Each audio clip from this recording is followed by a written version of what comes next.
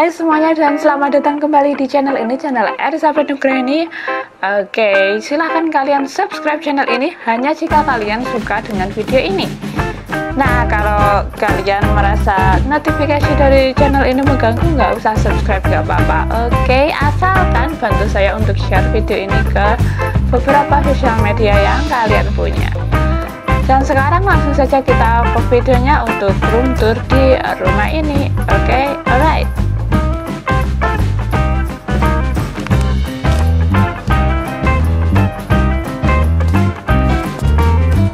Dan langsung saja kita masuk ke sini dan disambut oleh ruang tamu yang sangat kecil. Dan untuk membuat tembok ini agak ramai diberikan suatu hiasan, bisa juga jam dinding vintage atau apapun itu. Dan di sini karena ruang tamu ini cukup sempit, ukurannya hanya sekitar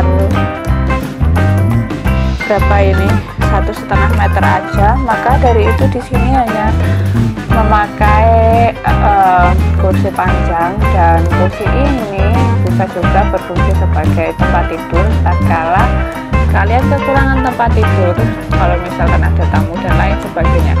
Jadi di sini bisa di bagian bawah kursinya bisa ditarik begitu menjadi sebuah tempat tidur. Nah, karena ada cukup ruangan sempit di daerah sana menonjol begitu, maka dari itu bisa ditempatkan atau dimanfaatkan sebagai rak buku ataupun menjadi almari apapun lah ya. Nah, tak lupa diberikan lubang angin-angin di atas pintu. Meskipun rumah ini sempit, tentu saja harus sirkulasi udara itu harus berjalan dengan baik dan benar. Oke? Dan di belakangnya si ruang tamu tentu saja adalah kamar.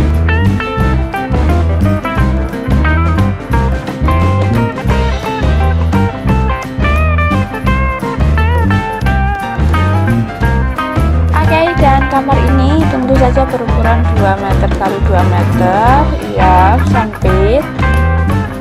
Tapi di kamar yang sesempit ini, jika penataannya itu diatur sedemikian rupa, akan terasa luas. Bisa juga ditempatkan lemari dengan ukuran 2 x 2 meter ini apabila ingin.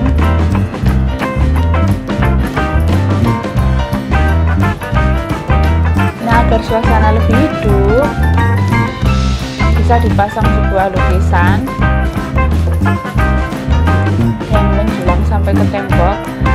Nah, alfabetnya agar lukisan itu lukisan yang cerah begitu. Nah, karena di samping kanan kiri adalah rumah, maka dari itu di sini di atap dibentuk sebuah seperti jendela yang bisa dibuka tutup, tapi harus kedap air. Oke? Sehingga jika udara pengap atau apa bisa dibuka dan udara bisa masuk. Tetapi kalau misal pakai AC dan udara tidak pengap, jendela ini juga berfungsi karena dia kaca, jadi bisa menyalurkan cahaya yang baik sehingga kamar tidak begitu gelap. Nah, selanjutnya kita ke belakang. Ini adalah dapur. Oh ya, kalau memang kalian tinggal sendiri dan ini terasa sangat sempit, jadi rumah seperti ini tembok untuk menuju ke kamarnya bisa dihilangkan, ya kan, tembok samping di pintunya jadi luas begitu aja, akan terlihat lebih luas, cuma tidak ada privacy. Nah, ini bisa digunakan sebagai dapurnya untuk kompor dan wastafel, dan beberapa kabinet di sana bisa untuk menyimpan bahan makanan.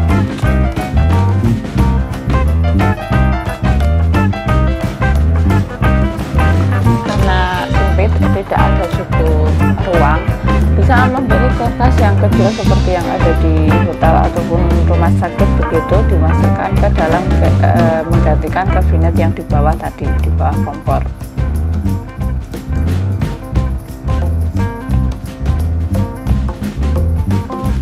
Nah, setelah kamar mandi, lanjut saja kita menuju ke kamar mandi. Oke, ini setelah dapur. Lanjut saja kita menuju ke kamar mandinya.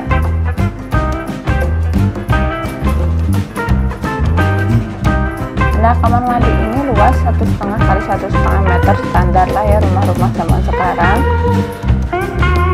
Nah, bisa juga kalau kalian ingin dapurnya lebih luas, ini kamar mandi dipersempit jadi 1 kali 1,5 meter dengan WC jangkauannya. Maka jika dia akan sempit 1,5 meter, akan lebih leluasa karena bisa mandi di atas WC jongkok. Kalau misalnya ruangan kalian bersempit, kalau ruangan masih seluas ini, kalian juga bisa menggunakan WC duduk karena dia cukup ruangan untuk bergerak dalam mandinya.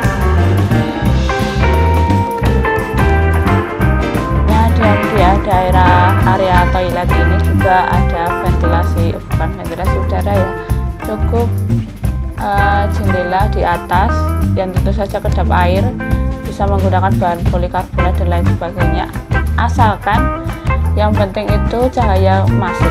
Oke, dan telah sampailah kita di segmen terakhir. Sesuai di thumbnail, kira-kira duit 33 juta cukup nggak sih buat bikin bangunan ini, rumah ini? Dan langsung saja kita hitung ya. Tapi sebelumnya saya di sini akan mencoba buat realistis, dan perhitungan ini nggak mutlak ya. Karena harga di beberapa daerah itu beda-beda dan setiap masanya harganya itu beda-beda. Maka dari itu ini aku mau bikin buat harga sesuai dengan HSPK tahun 2015. HSPK itu apa? Dia itu kayak daftar harga-harga gitu, dan buku HSPK ini dijual di pasaran. Cuman meskipun kita nggak beli buku daftar harga itu, kita bisa ubah-ubah lah harganya asal kita ngerti rumusnya. Kalau misalkan saya ada salah-salah kata atau salah-salah ilmu di sini, sebelumnya aku mohon maaf dulu ya. Jadi kayak bikin thumbnail suatu harga itu sebenarnya agak deg-degan di semua video, cuman agak banyak banget yang bikin video kayak gitu, tapi mereka nggak menjabarkan dapat angka itu dari mana. Kurasa sih mereka cuman clickbait atau gimana gitu. Hari ini aku pengen mencoba bersikap realistis buat ini ya, buat bikin RAB nya. Dan karena bikinan RAB itu harus sesuai dengan perhitungan strukturnya, tapi di sini itu aku nggak ngitung ya, nggak ngitung analisis struktur, cuman pakai ya biasanya orang-orang kalau bikin rumah satu lantai pakai kolom ukuran segitu, slab ukuran segitu. Jadi mohon maaf, ini nggak bisa ngejamin kalau dia itu tahan gempa atau enggak. Cuman ini aku akan berusaha bikin sesuai kaidah yang berlaku, sesuai SNI gitulah ya. Dan kalau RAB ya meskipun pengalaman cuman kerja beberapa tahun, dan mungkin cara penghitungan RAB itu beda buat kalian-kalian yang udah kerja di perusahaan lain, kan tiap perusahaan biasanya mereka caranya beda-beda. Kalau aku sih caranya begini, kalau kalian nggak tahu ya, jadi aku mohon maaf untuk apabila terjadi kesalahan. Oke, langsung saja di perhitungannya.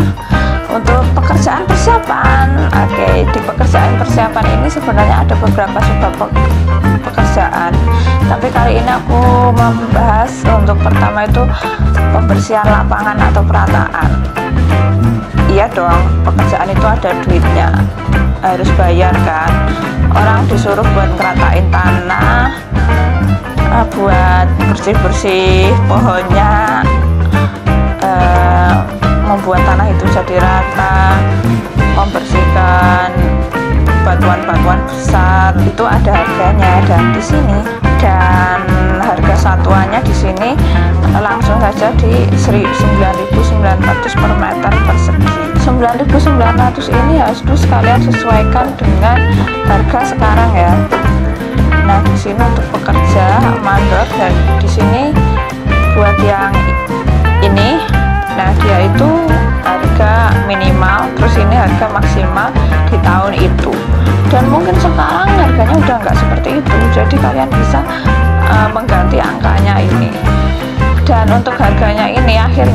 koefisien, misalkan ini 0,1, jadi 0,1 ini dikalikan dengan harga satuannya, ini aku pakai harga minimal 0,1, harga minimalnya ini 55.000, jadi 55.500, dan ini semua akhirnya kalian jumlah ada overhead atau profit, overhead dan profit. Ini buat kalian si perusahaan, untuk untung di perusahaan kalian, karena dia profitnya itu 1%. Jadi 1%-nya dari 9.000 ini, 9.000 adalah hasil dari tenaga ini yang udah dijumlah gitu, dan akhirnya itu mendapatkan hasil 9.900 yang udah udah masuk di tabel ini tadi. Nah, kemudian untuk volume ini adalah luas lahan kalian berapa meter persegi. Nah, ini tadi kan aku luas lahannya itu 6 kali 3, jadi 6 kali 3 itu 18 meter persegi, dan jadi jumlah harganya adalah harga satuan dikalikan volume, jadinya ini 178.200. Itu hanya untuk membersihkan lapangan dan peralatan. Nah, pekerjaan persiapan berikutnya itu aku ambil di pengukuran dan pemasangan bowplank. Caranya sama seperti yang membersihkan lapangan dan peralatan tadi. Nah, ini adalah harga satuan pekerjaan untuk pengukuran dan pemasangan bowplank. Caranya udah seperti tadi ya, udah dijelaskan di waktu membersihkan lapangan. Harga ini bisa kalian ganti sesuai harga sekarang. Pengukuran dan pemasangan bowplanknya akhirnya didapatkan 1/1 meter lari. 1 meter itu lari itu panjangnya, sepanjang gitu kan ya, panjang berarti ini 122.000. Volumenya itu berapa meter, kalian pasti bisa ngitung berapa panjang bowplank yang kalian inginkan. Hitung panjang doang kan, tinggal pakai meteran begitu bisa.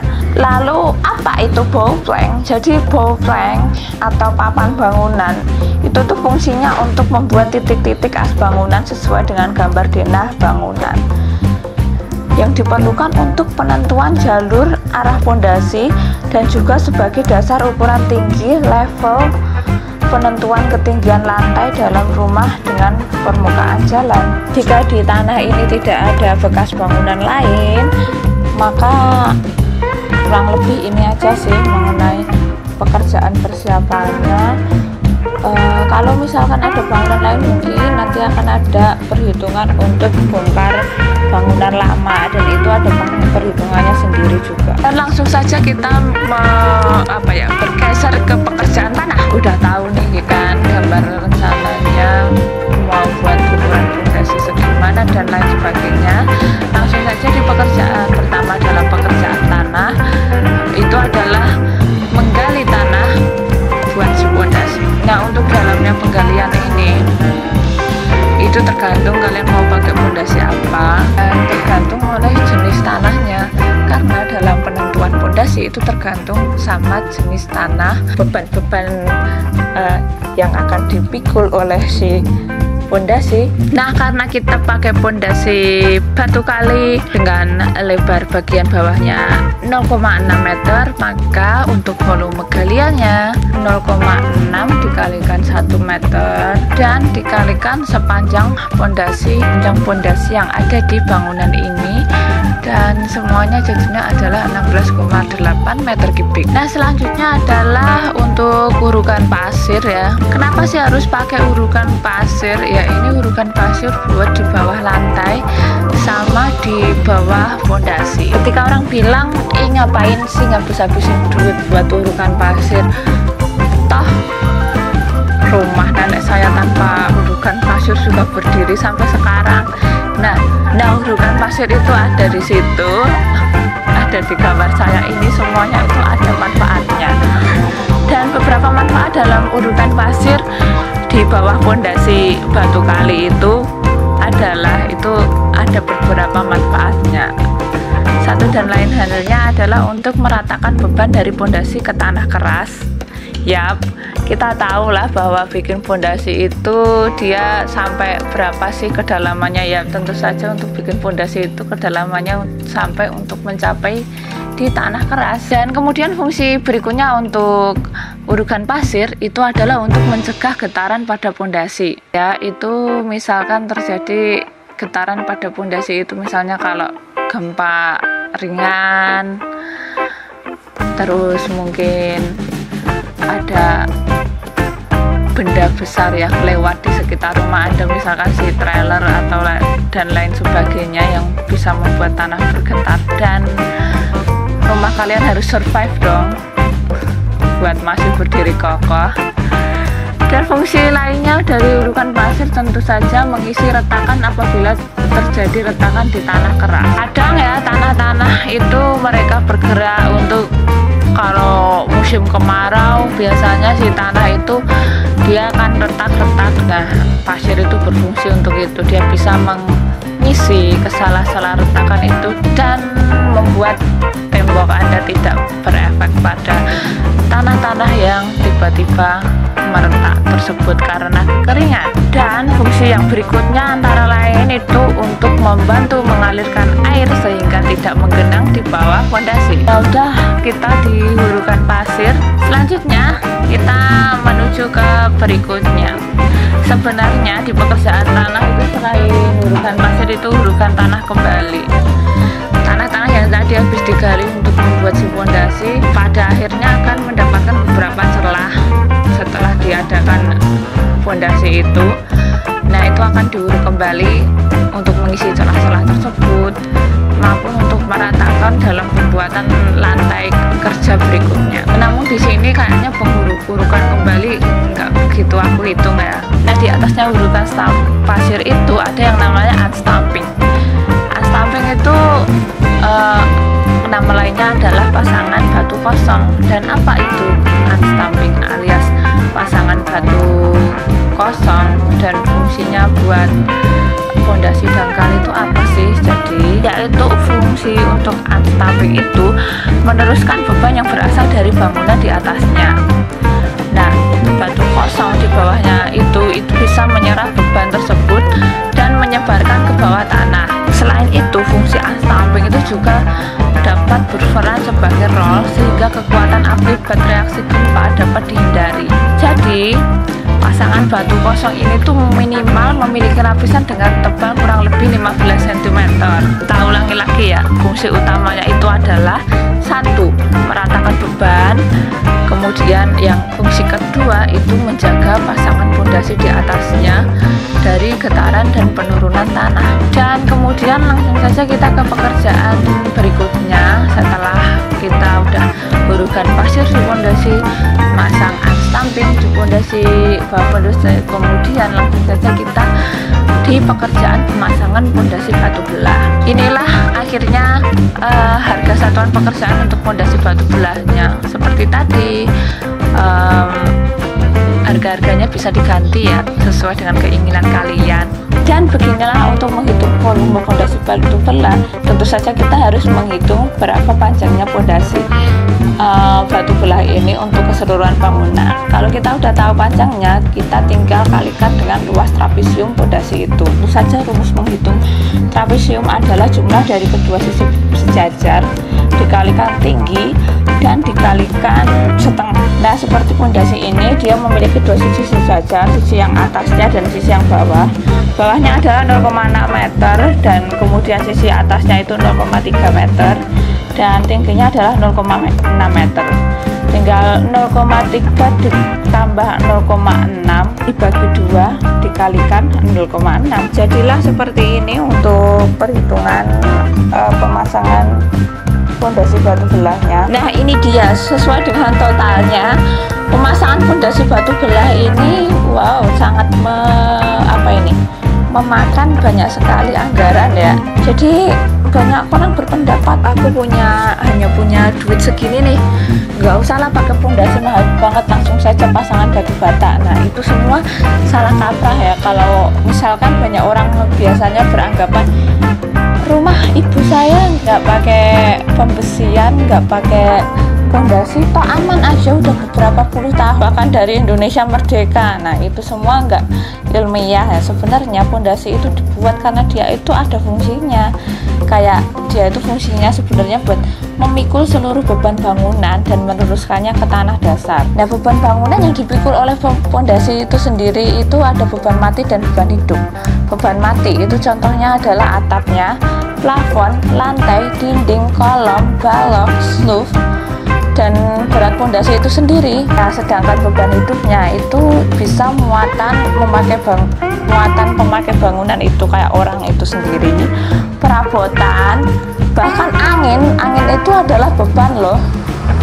Dan di samping itu juga beban gempa. Nah, karena dia udah berfungsi untuk menahan semua beban itu, jadi pada intinya pondasi itu ya berguna untuk menjaga kedudukan bangunan itu agar tetap stabil, meratakan beban dan struktur bangunan di atasnya hingga tidak terjadi penurunan bangunan sebagian, dan menjaga agar turunnya bangunan pada di setiap tempat itu sama besar sehingga tidak terjadi pecah-pecah. Nah kadang tembok itu pecah-pecah karena ya sebagian tanah di daerah situ mengalami penurunan dan sebagian tanah yang lain itu enggak, jadi akhirnya pecah-pecah. Nah selesai dari masalah pondasi, kita menuju ke kolom. Nah kolom ini juga sering diabaikan oleh orang-orang yang dengan budget minimalis dan dia itu pengen banget punya rumah jadi nggak apa-apa lah ya dia bikin pasangan batu tanpa pakai kolom, tanpa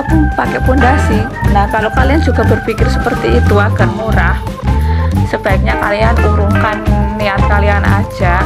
Lebih baik kalian menabung uang lebih buat beli alias buat bikin kolom, karena itu tuh ibarat kolom itu ibarat tulang manusia gitu, manusia tanpa tulang. Bisa kan kalian berdiri, daripada kalian buang-buang uang cuman bikin pasangan batu, bikin tembok tanpa kolom, mending nggak usah sekalian daripada nyawa kalian melayang mungkin. Jadi intinya kolom itu tuh sebagai penerus beban seluruh bangunan ke pondasi. Nah kolom ini tuh termasuk struktur utama untuk meneruskan berat bangunan dan beban lain seperti beban hidup yang udah aku sebutkan tadi, dan seperti beban mati dan seperti beban angin.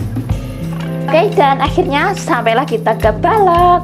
Dan balok ini tentu saja fungsinya itu ya dia memang struktur, jadi dia itu mempunyai peran penting dalam sebuah bangunan. Dan balok itu merupakan struktur melintang yang menopang beban horizontal.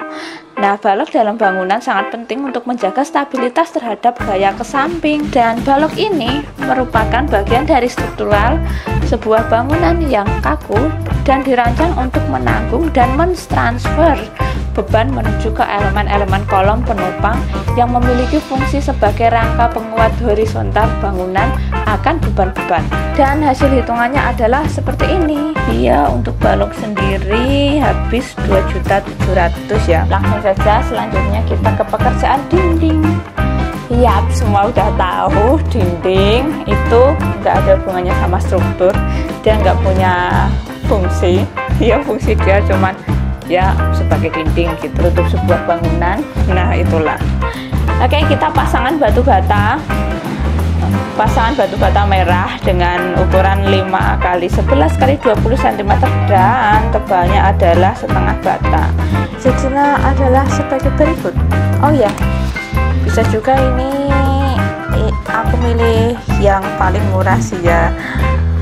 Ada cara perhitungan untuk spek lain dan harga juga bisa diganti-ganti tentu saja. Oke, alright. Kayaknya ini udah setelah dihitung dia untuk pasangan batanya sendiri itu segini. Kita hitunglah ya keseluruhannya kira-kira berapa.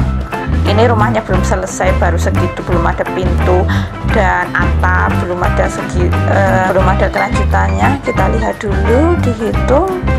Oke, dan hasilnya itu setelah dijumlah semua hasilnya segini. Nah karena tadi 10% itu untuk profit, maka coba ya kita kalikan 90% sehingga jika hasilnya adalah segini, udah 32 juta.